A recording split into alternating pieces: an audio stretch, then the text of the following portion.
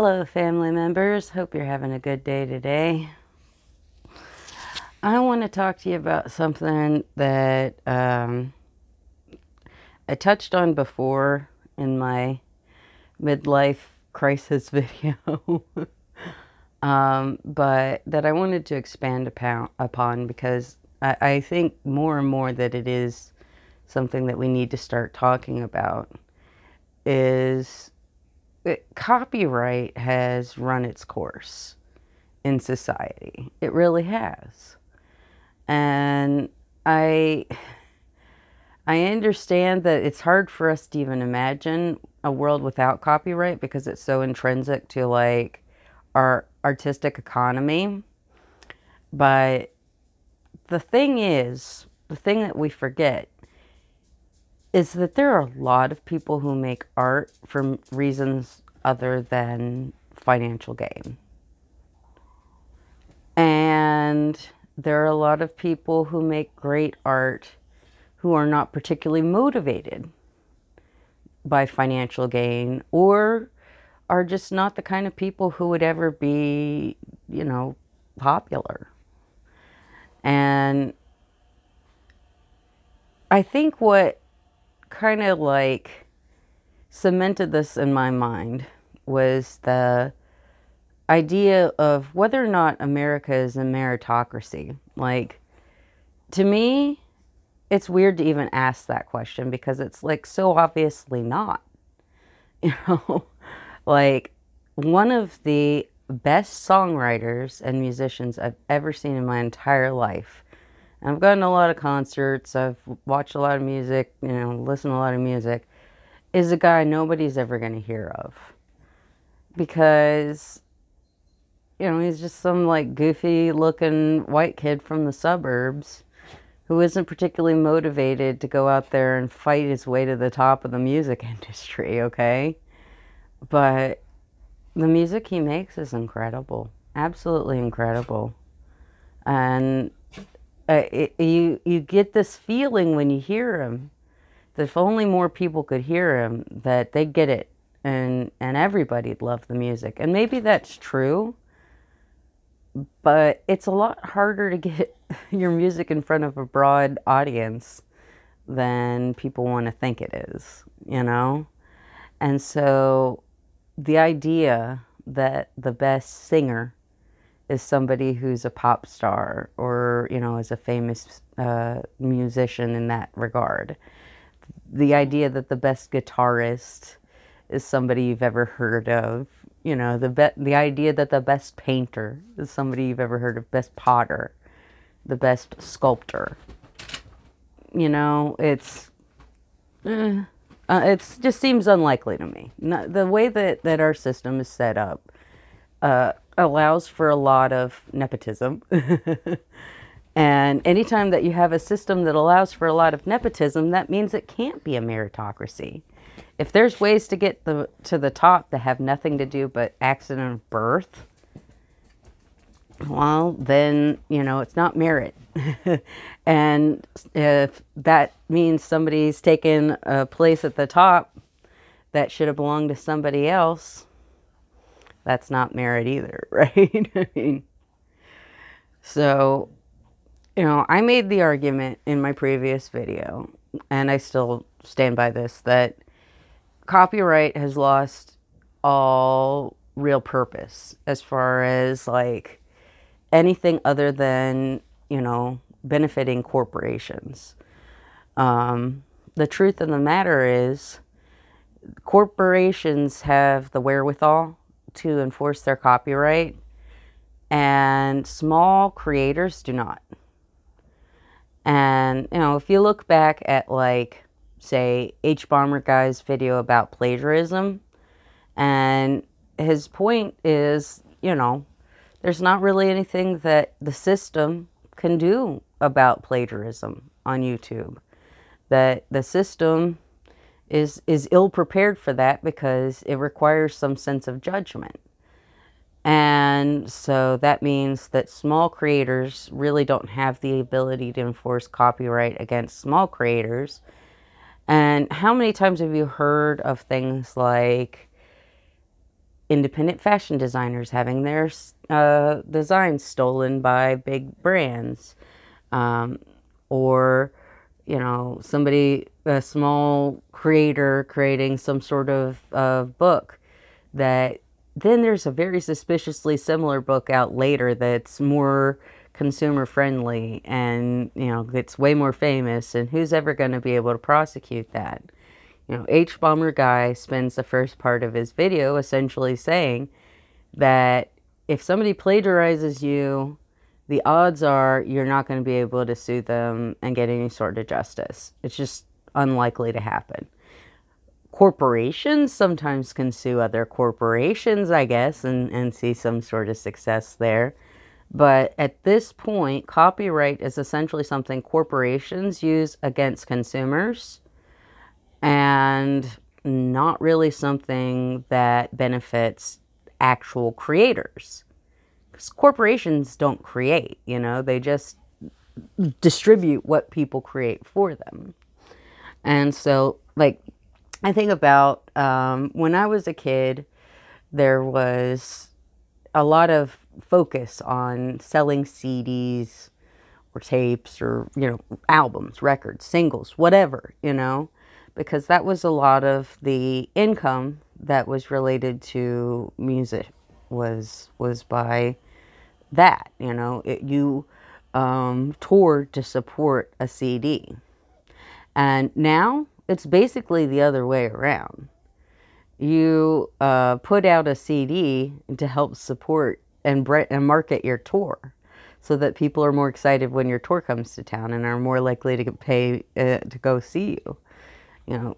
Right now, the average working musician is going to make a lot more of their money actually working as a musician than you would be able to do from selling music, and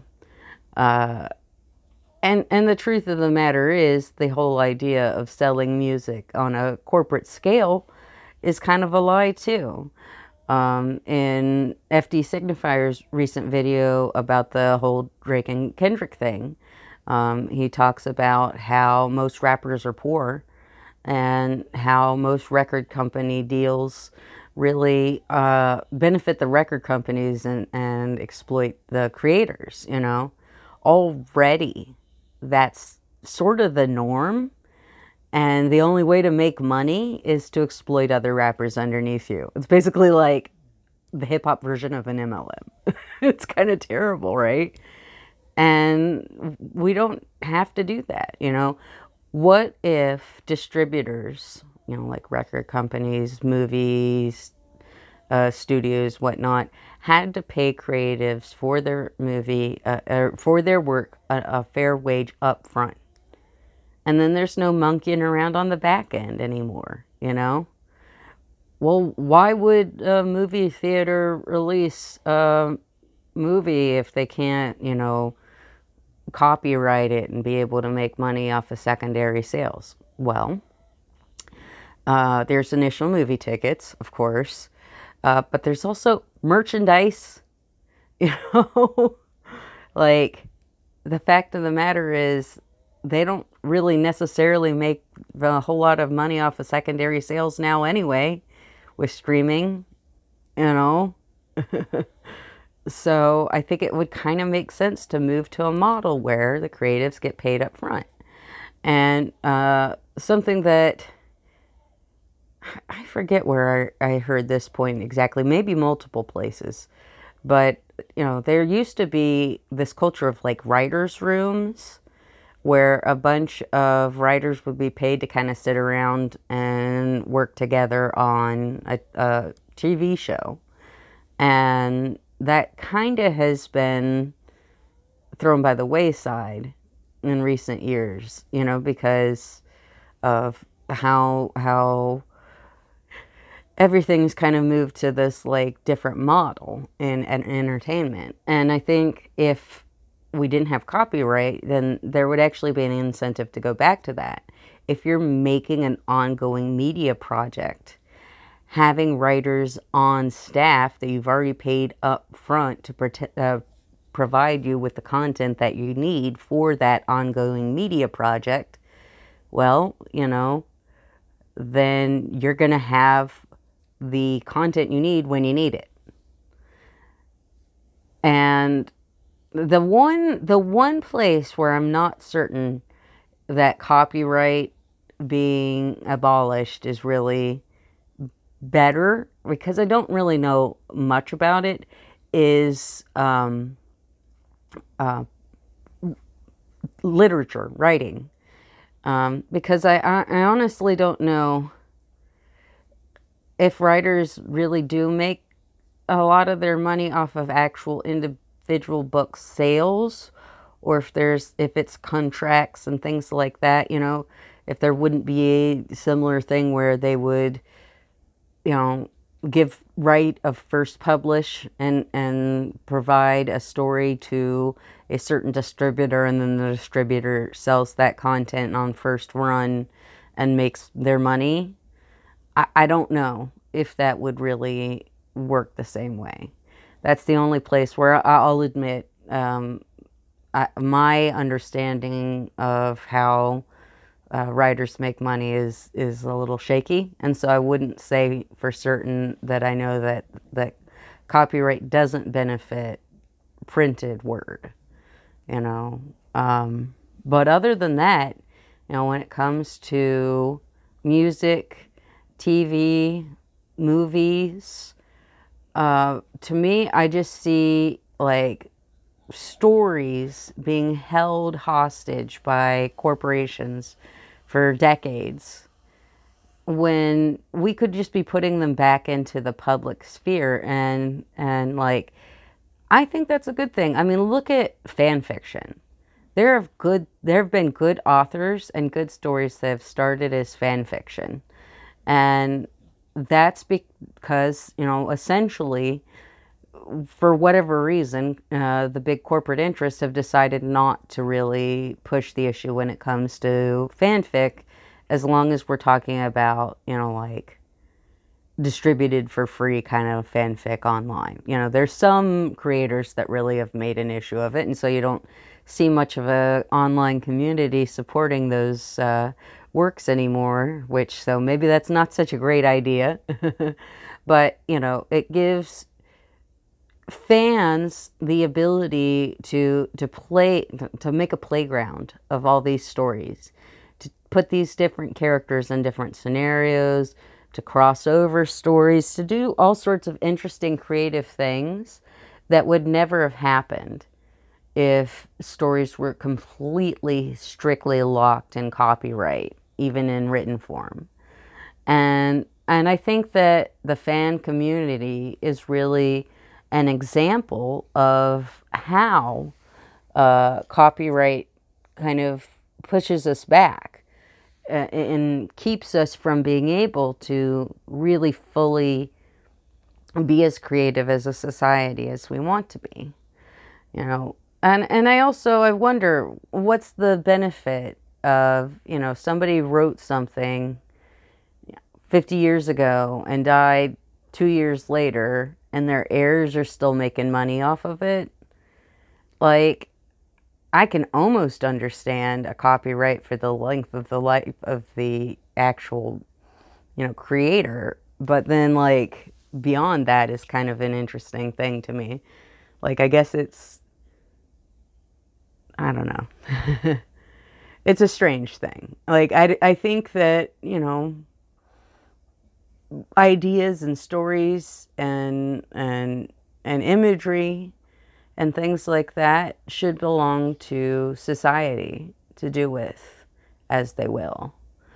And then, of course, there is the element of copyright really being used as a cudgel against small-time independent creators, especially here on YouTube, who review or criticize or analyze any sort of content.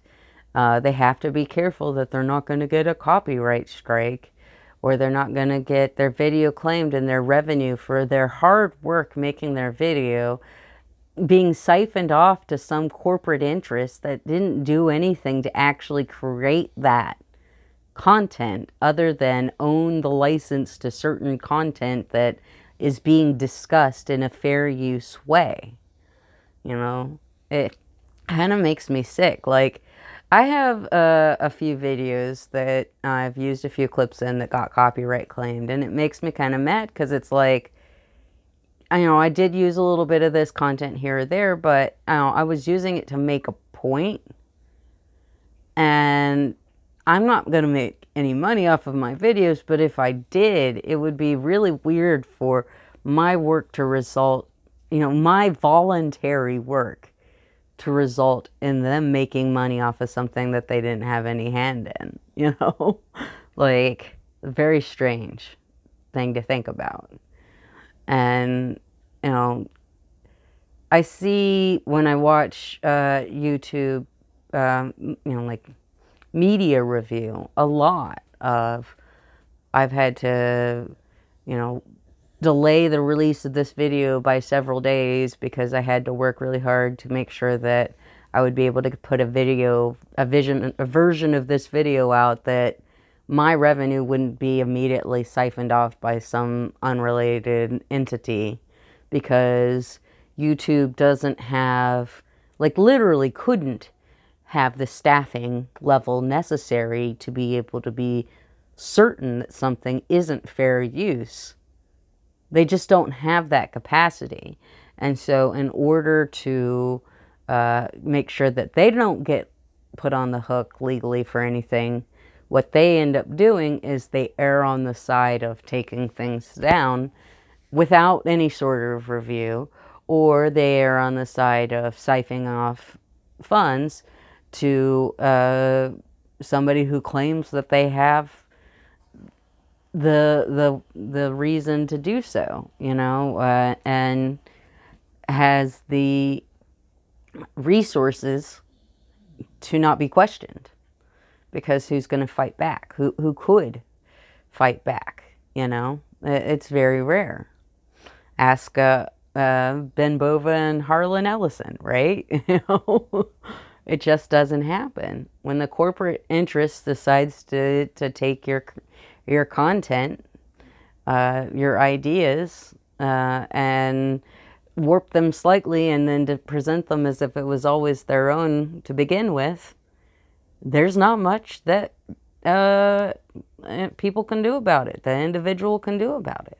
It really isn't. And so if we have this law, this legal structure that really at this point is only being exploited by large corporate interests and used against individual creators and consumers, I say it's time to burn it to the ground. I don't think it's serving us as a society anymore. I think it's time to get rid of it. I think it's time to let people just be free and creative. And if corporate interests want to benefit off of art, then they're going to have to pay people fair up front. And stop, you know, pretending that you're going to give somebody some percentage of the, you know, I mean, movie accounting does this all the time, right? I mean, I think this is a very open secret that, like, a movie will say to a writer, we want to adapt your book. We're going to give you 15% of the profits on the movie as part of the compensation package. And the writer's like, well, good. My story is really popular. I know that if you make a competent movie, it's going to make a lot of money. I want to get that back-end amount. Okay, I'll take this deal. And then what the Hollywood executives will do is they will use what they call Hollywood accounting. It's common enough. It even has its own little name. And we've known about it for decades, where they do this and that and the other thing to make it look like a movie that made tons of money, maybe just broke even, or was not even profitable at all. And then they don't have to pay any of that promised, you know, back-end stuff to the actual creator of the story. So, I mean, they're already able to get around copyright when they want to and when they really care to. So, again, every scenario, when you really look at how it works practically on a real level in this country, when it comes to any kind of arts that you've ever heard of, musicians who are famous enough to be well known, or movie writers, TV show writers, anybody that's famous enough that you've heard of them, they're working within a system where the corporate interests are, abusing and using copyright as they will against all of us. And I don't know that this is a system we need to perpetuate. So, that's what I had for you today, family members. I do still intend to go back and do the video I was going to do about media consumption, but it's going to be more of a project, and so I'm going to save that till one of the days when I have a little bit more gas in the tank. So, for now, it's just me and my cakey bear cub hanging out. And Kimmy somewhere down there. Oh, wait, Leslie! Leslie, you want to say hi? She didn't even know what's going on. All right, take care of yourselves, family members. I hope you have a lovely day. Bye.